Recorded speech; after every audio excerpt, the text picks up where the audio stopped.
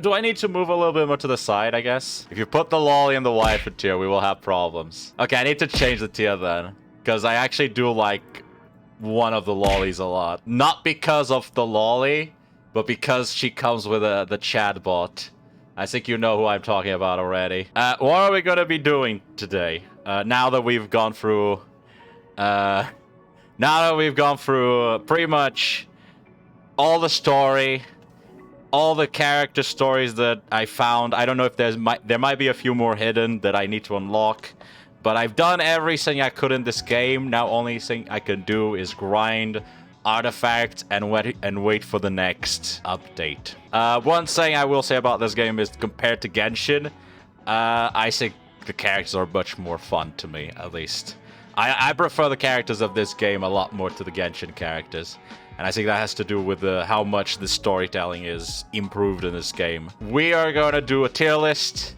I am going to rank them all available characters, and also not all the available, because there's a few characters here that are not available, but they will be available soon, or they've already shown up in the story that will also be rated. There's only one character here that I don't recognize, and I have no idea who they are. I tried Googling to see if I could find her. No idea who she is. But we'll get there eventually. So, we have the first tier list, which is the Waifu and Husbandu. These are like the top tier, S tier, triple S tier. This is where the best of the best stay. We got the good tier, which is... You know, they're good, but they're not at the top. We got the average, which is basically your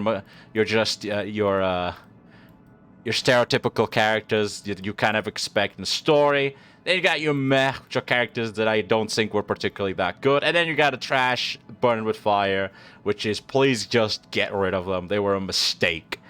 Personally, I don't think that there's a character like in this tier in this game so far, but... there's definitely at least one or two meh for me in this game. As for how I will be ranking them, basically just personal taste. So this will be a mixture of how much I like them in the story, but also, you know, gameplay, because there are some characters that don't really have much of a presence in the story, but they have really fun gameplay, or they're like hyper carries you just kind of get attached to. You know, like certain characters that have barely any story time, but they basically carry my entire team. Small details like that. Anyway, let's start with Danhang. Danhang, that's the first character we have. I don't really care about this character. I will put him in average.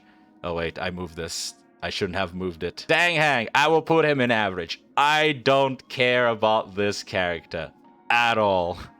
I don't have any positive opinions about him, but I also don't have any negative opinions. He's just kind of there. I can see that they're trying to get him somewhere in the story right now, in the third act. But we haven't, it's already over. Well, not over, we haven't seen the full conclusion. I'm sure but by the third act ending, I will have a stronger opinion on this character. But personally, I don't really care about him that much. Then we have Serval. Serval is the character you get for free the moment you enter the game. So it's another free character you get. I would say Serval is in the Waifu Husbandu tier. I love Serval. I generally don't like the free characters you get because they're either very bad or they're not that interesting. And I kind of did feel like that when I first got her. I was like, what the? It's like I'm in a spaceship and meanwhile there's like this guitar lady just playing music and throwing lightning. But before I got Himiko, Serval was the main DPSer of my team. And I also love her little story. I just like her. Very, very interesting character. I literally just finished her character story, so that might be influencing me a little bit. Just a little bit. Seal. I like Seal, but I don't like her enough to be like, oh, I have to have her. It's like, I like her dynamic with Bronya, I liked her in the story, but I don't like her enough to just be like, oh, I must have her. Even though she's completely busted and broken in the game, I still don't like her enough to desire her. So I'll put her in good because to me she's not in the waifu tier. Pella?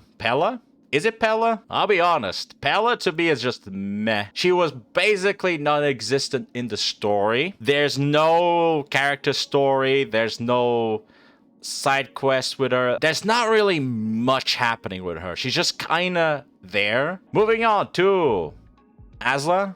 Is it Asla? Hold on. Arlen. I really liked him first impression. However, as the game moved forward, I think he kind of went down considerably. It's like when I first saw him, I was like, oh man, this character looks cool. And I do like his little interactions with Asla, but overall, I'll put him in average, especially after I heard his English voice. So I'll put him in average. I think if it wasn't for that experience, it'd be in good, but I just can't stand the voice. The voice is horrible for me. Shampoo. Oh god, this guy. My first impression of him, I hated him. I put him in trash. However, after interacting with him through the story, I have to say, I kind of have become a Shampoo simp. I just enjoy him a lot, and I can't wait to see more. Erta. So, Erta's a bit of a weird one. If I were to say, just on character, I would put Erta at probably a meh. There was a good idea, but then it kind of just stops. And there's no more build-up. And then as more characters are introduced, she kind of gets shoved back by much better characters. That said, this big diamond is all yours. So I'm going to go ahead. Good. Next one. Himeko. I think Himeko... There's only one place for Himeko. Let's put Himeko in first place of waifu tier. Hopefully Hoyo does not kill her. Asta. I kind of feel like Asta is a bit like Erta, but not as much. The biggest issue Erta had, in my opinion, is that you kind of get introduced to her, and then she kind of just disappears from the story. Asta kind of feels the same. That has the same impact, where she just kind of pushed down by other characters that show up later. However, you do get a few character stories here and there with her, as well with Arlen. So I'm gonna put Asta at average. Next one, Kafka. I mean, Kafka is Kafka. Let's be very honest. Kafka is Kafka. I will be rolling for her. Japard. I like Japard. A very good example of how you can make a character that is overused in fiction. I do think that the little dynamic that he has with his sister adds a lot to the character. Very good example on how you can turn an overused, generic stereotype into a new fresh take on that type. So I'm gonna put Jeopard on good. Next one, Eisen. I mean Welt. Welt, the guy that looks like Eisen. My first impression would just be average. I will not have an opinion. However, I expected him to be a bit more calculative and a little bit more cold, but he actually turns out to be the opposite. He's actually very sensitive. But I'm good. He's a wholesome character. Bronia. I mean, is there even a question? I think Bronia is probably the most fleshed out character of this game at this point in time. I want Bronia. Apparently she's also broken, so another plus for her. Yeah, I don't have any complaints. Bronia's wife tier. Next one, Silverwolf. At this point in time, with only her showing up in the intro game, I'm gonna put her at meh. I didn't really feel anything about her. There's not enough content about her. Next one is Clara. I like Clara. I really like Clara. And I also like Svarg.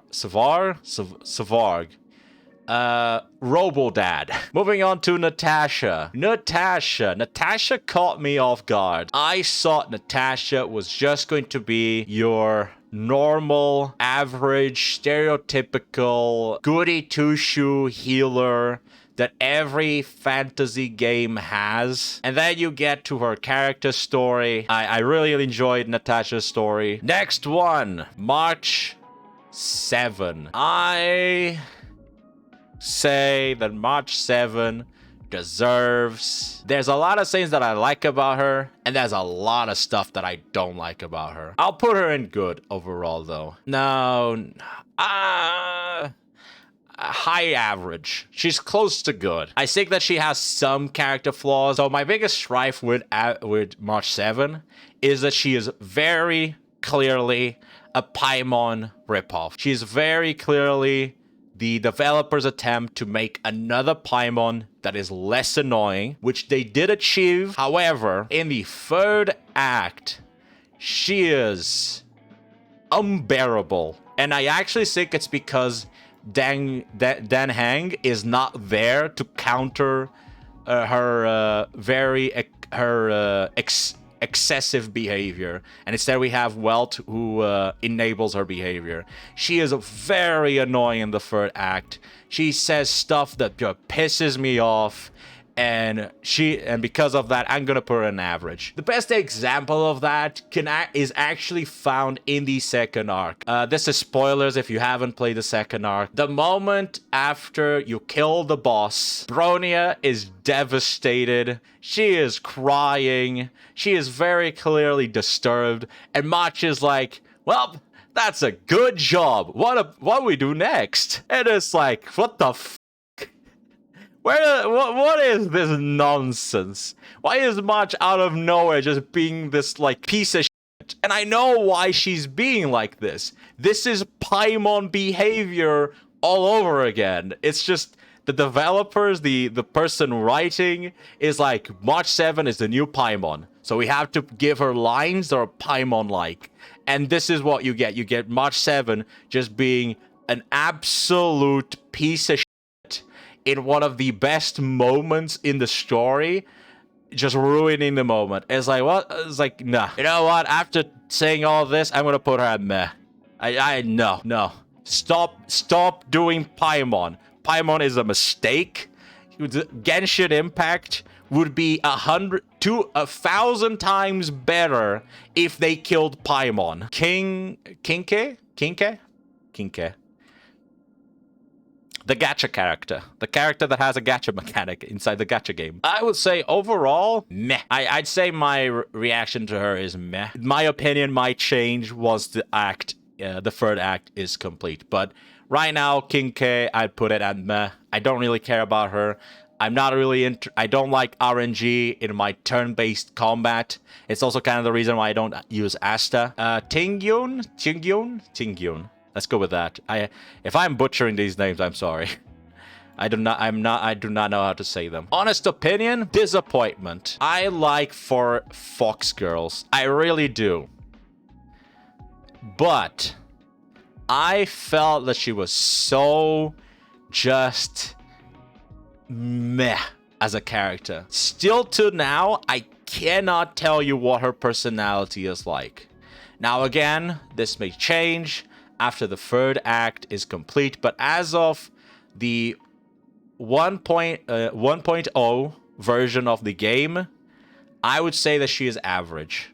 Now, she is a fantastic carry and all that, but as a character, I'm just like a whatever. I don't particularly care about her. Next one. Oh, I met this character yesterday. Which kind of shocked me. I didn't think I would meet this character. I don't remember the name. We didn't really get to see much of her. However, despite the fact that you barely got anything out of her, I'd say that at least my interest is piqued. I like her design, and I like that she's an android, which is enough for me to be piqued. So I'll put her as good, simply because my interest was piqued. Now, whether or not it will be the interest will maintain once we get more of her and once she gets released, I don't know. But as of right now, with the very little introduction you get of her, I was like, okay, this looks like a cool design. Has also a robot. Okay, you got my attention. Let's see where this goes. Next character, another character that's going to be released in the future. She's the leader of the divination of the third act. I thought she was actually going to be boring but she turned out to be actually not too bad. Now, again, we didn't get too much interaction. Of the little interaction I got to see her, also her interactions with the general, I would say that I actually enjoyed her overall. Next one, Bailu, or is it Baiju? Bailu, right? Bailu. So, Bailu. Bailu is an interesting one because it's the character that has haunted my dreams. I got her in my guaranteed 5-star, and then I got her again in the pity system of the standard banner, and she's been carrying my team so far, and I would say that she is average. We haven't really seen that much of her. We've seen her a little bit in the story. She shows up, and to me, it felt more like a nod, like of, yeah, this character exists. Moving on to another Fox girl. From the little interaction I got out of her, I liked her, and I will probably roll for her. Chicken Girl. I'm just gonna call her Chicken Girl. Really enjoyed the character, so I'm gonna put her at good. Blade. I don't have that much opinion. He certainly has an interesting look to him. I don't know anything about him other than he's got his name Blade, and he looks hot. That's about it. So I'm gonna put it at average because I don't know enough about him. I will put Trailblazer female in waifu tier, and I'll put the Husbandu in good tier. Next one, Sword Guy. I haven't encountered this character, which surprised me because he's in the game. No, you do meet him. He does show... Well, you don't meet him, but he shows up in the story, but he barely shows up. I'll put him in average. When I look at the character, I didn't really get an impression of him, so I'm just gonna say average. I have nothing good to say about him, but I also don't have anything bad to say about him. I just don't feel anything when I look at this character. Just, well, you exist kind of deal. The General. There's only one place the General goes. Boom. There we go. Husbandu. Will I roll for him, though? No. Next guy, the blonde guy. Personal opinion, just meh. He feels a bit out of place, to be completely honest. It just feels very uninteresting. I care more about the coffin than I care about the character. Like, throw that character out of here. The coffin out. The coffin is interesting. I would roll for the coffin. And finally, this character, which, because for some reason Hook is missing here, and I don't know who this character is, and I can't find anything about this character, I am going to use this character as a Hook. So this will be Hook. First impression of Hook. I did not like it at all. Her relevancy to the main story is bad, aka doesn't exist. But she does have nice stories. And the stories of Hook is actually not bad. It's very good. I love her little story with her father. Very wholesome. There we go. That's every character. I don't think we're missing any character here. Definitely a lot more waifu and husbandos than in Genshin Impact. 1, 2, 3, 4. Oh, wait. No. Not 4 yet. 4, 5.